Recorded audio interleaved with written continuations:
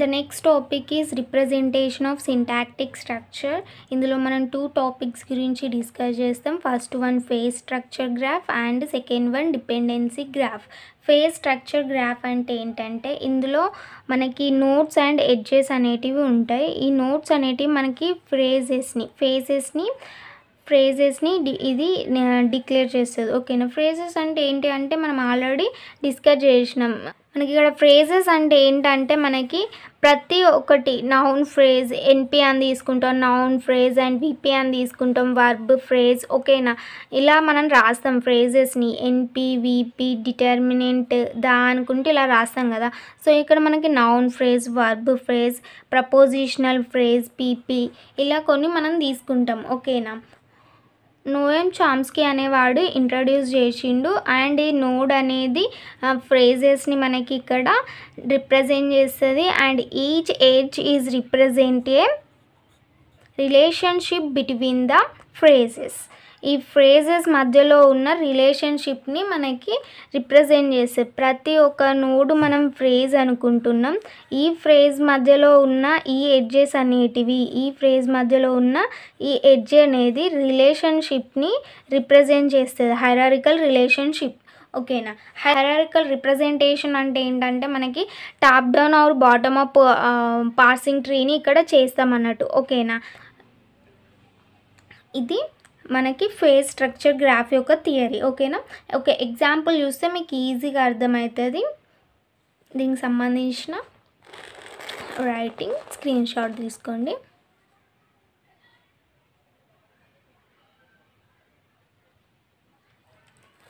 How to construct the phrase structure graph. The first step is aware about the rules and tag the sentences with phrases. Hierarchical representation. Third step is hierarchical representation. Hierarchical representation is nothing but top to bottom parsing or bottom to top parsing. ఓకేనా.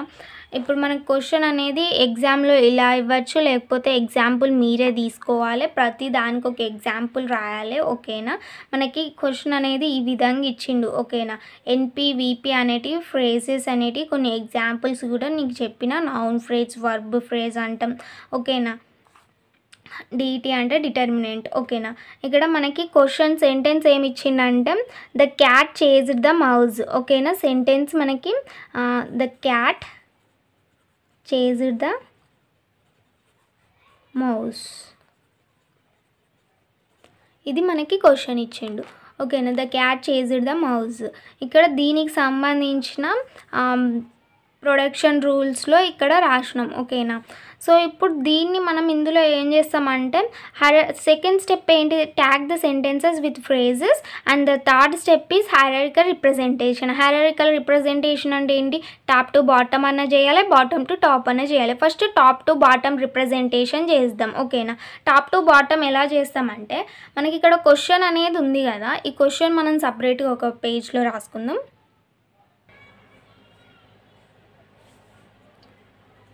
Question సపరేట్గా ఒక పేజ్లో రాసుకుని మీకు ఈజీగా అర్థమవుతుంది. ఇలా అయితే ఆ క్వశ్చన్ ఒక దగ్గర, ఆన్సర్ ఒక దగ్గర అర్థం కావడానికి కొంచెం కష్టం ఉంటుంది.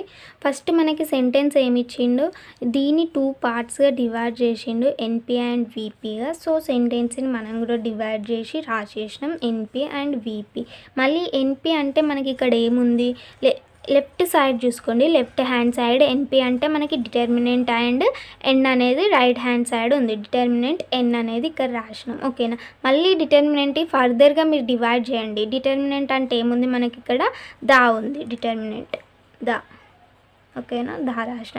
నెక్స్ట్ ఎన్ అంటే మనకి ఏముంది, ఎన్ అనేది 2 ప్లేసెస్లో ఉందని మీకు డౌట్ రావచ్చు, ఎన్ అంటే ఏం రాయాలనేది. సో మీరు ఇప్పుడు ఏం చేసుకుంటారు అంటే మనకి ఇచ్చిన సెంటెన్స్ ఏంటిదో చూడాలి. మనకి సెంటెన్స్ ఏమి ఇచ్చిండు ఇక్కడ, ద క్యాట్ అని ఇచ్చిండు. సో మనకి క్యాట్ అనేది రావాలి. ఇక్కడ మౌజ్ ఉంది, క్యాట్ ఉంది మనకి, కానీ సెంటెన్స్లో మనకి ఏం రావాలి, ఫస్ట్ క్యాట్ అనేది రావాలి. సో ద క్యాట్ అనేది తీసుకోవాలి ఇక్కడ. సరేనా. ఇక్కడ మీరు క్యాట్ రాయాలి, సెంటెన్స్ని బట్టి రాయాలి. ఓకేనా. నెక్స్ట్ వర్బ్ ఫ్రేజ్, ఇది కంప్లీట్ అయింది. It side LHS side, right side చూద్దాం. ఇప్పుడు వర్బ్ ఫ్రేజ్లో విపి అంటే మనకి ఫర్దర్గా ఇంకేం డివైడ్ చేసినాం, వి అండ్ ఎన్పి. వి అంటే మళ్ళీ ఏమైనా డివైడ్ చేసినామా, ఇక్కడ ఉంది. వి అంటే చేజ్డ్. ఎన్పిని మనం ఫర్దర్గా మళ్ళీ డివైడ్ చేసినాం 2 పార్ట్స్గా, డిటర్మినెంట్ అండ్ ఎన్. డిటర్మినెంట్ అంటే మనకి ఇక్కడ ద. నెక్స్ట్ ఎన్ అంటే ఏం తీసుకుంటాం, మౌజ్ తీసుకుంటాం, ఎందుకంటే సెంటెన్స్లో లాస్ట్కి మౌజ్ ఉంది. ఇప్పుడు మనకి ఇచ్చిన సెంటెన్స్ ఇక్కడ వచ్చిందా, ద క్యాట్ చేజ్డ్ ద మౌజ్.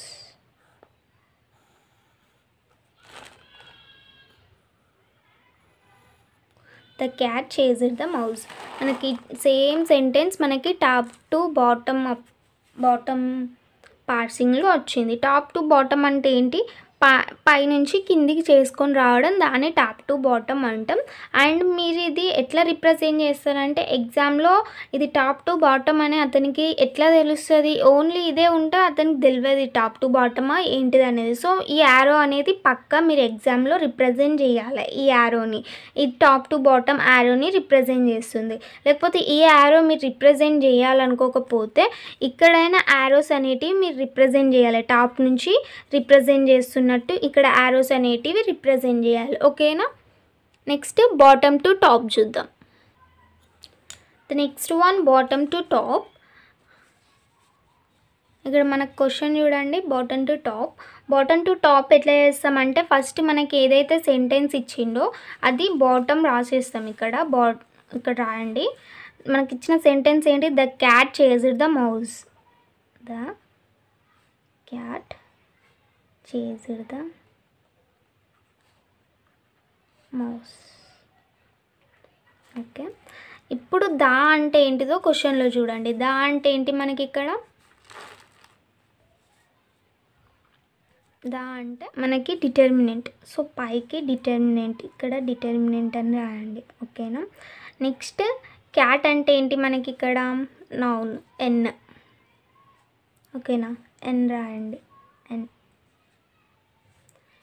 ఇలా యారో అన్న రిప్రజెంట్ చేయండి, లేకపోతే ఇక్కడనే రాసుకోండి మీకు కన్వీనియంట్ ఉండడానికి, బాటమ్ టు టాప్ చేస్తున్నాం కాబట్టి. ఓకేనా, ఎన్. నెక్స్ట్ చేజ్డ్ అంటే వర్బ్. ఓకే. నెక్స్ట్ దా అంటే డిటర్మినెంట్. నెక్స్ట్ మౌజ్ అంటే వర్బ్ మనకి ఇక్కడ. ఓకే. నెక్స్ట్ మళ్ళీ డిటర్మినెంట్ అండ్ ఎన్ కాంబినేషన్ మనకి ఇక్కడ ఏముంది, డిటర్మినెంట్ అండ్ ఎన్ కాంబినేషన్ ఎన్పి ఉంది. ఓకేనా, డిటర్మినెంట్ ఎన్. సో ఈ కాంబినేషన్లో మీరు ఇక్కడ ఎన్పి రాయండి. ఓకేనా. నెక్స్ట్ ఇంకేమైనా కాంబినేషన్స్ ఉన్నాయా, ఇక్కడ డిటర్మినెంట్ ఉందా, సారీ ఇది ఎన్ కదా, నౌన్, మౌజ్ అనేది నౌన్. సో ఇక్కడ కూడా మనకి ఎన్పి అనేది వస్తుంది, డిటర్మినెంట్ ఎన్ కాంబినేషన్లో ఎన్పి వస్తుంది. అండ్ వి అంటే మనకి ఇంకేమైనా ఉందా, అండ్ ఇక్కడ వికి ఎన్పికి కాంబినేషన్ ఉంది మనకి ఇక్కడ విపి అని. సో ఇక్కడ 2 కాంబినేషన్స్ విపి. ఓకేనా.